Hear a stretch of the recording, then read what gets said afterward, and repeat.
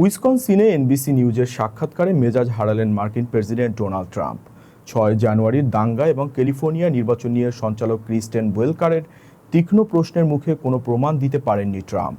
উল্টো নেটওয়ার্কটিকে অসৎ আখ্যা দিয়ে মাইক্রোফোন খুলে মাঝ পথেই ইন্টারভিউ শেষ করে চলে যান তিনি। মার্কিন রাজনীতিতে তোলপাড় সৃষ্টি করা এই ঘটনার বিস্তারিত জানুন প্রতিবেদনে।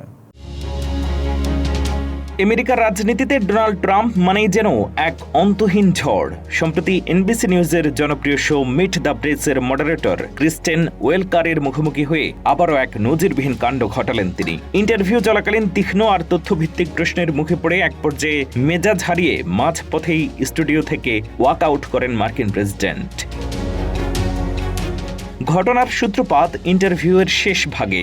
মডারেটর যখন ট্রাম্পের প্রস্তাবিত বহুল বিতর্কিত $1.776 বিলিয়ন অ্যান্টি ওয়েপনাইজেশন ফান্ড নিয়ে প্রশ্ন তোলেন, তখন থেকে পরিস্থিতি উত্তপ্ত হতে শুরু করে। ক্যাপিটল হিল দাঙ্গাকারীরা এই ফান্ডের অর্থ পাবে কিনা এমন প্রশ্নে ট্রাম্প জো বাইডেন প্রশাসনকে আক্রমণ করে বসেন।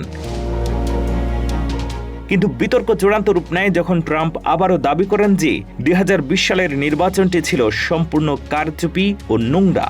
উপস্থাপক ক্রিস্টেন ওয়েলকার তাৎক্ষণিকভাবে ট্রাম্পের এই দাবির সপক্ষে সুনির্দিষ্ট কোনো প্রমাণ আছে কিনা তা জানতে চান। কোনো অকাট্য প্রমাণ দেখাতে না পেরে ক্ষুব্ধ ট্রাম্প এনবিসি নেটওয়ার্ককে এক পেশে ও দুর্নীতিবাজ আখ্যা দিয়ে বসেন, যিনি ক্ষোভ প্রকাশ করে বলেন, আমেরিকার গণমাধ্যম সৎ না হলে দেশ কখনো মহান হতে পারবে না। এরপরে তিনি মডারেটরকে উদ্দেশ্য করে থ্যাংক ইউ ডার্লিং বলে ইন্টারভিউ বর্জন করেন। প্রশ্ন উঠেছে, আমেরিকার শীর্ষ আদালতের রায়ে যেখানে নির্বাচনের ফল সুপ্রতিষ্ঠিত, সেখানে ট্রাম্প কেন এখনো এই অবস্থানে অনড়? ট্রাম্পের এই আকস্মিক প্রস্থান কি সত্যের মুখোমুখি হওয়ার ভয়, নাকি স্রেফ রাজনৈতিক স্ট্যান্ডবাজি?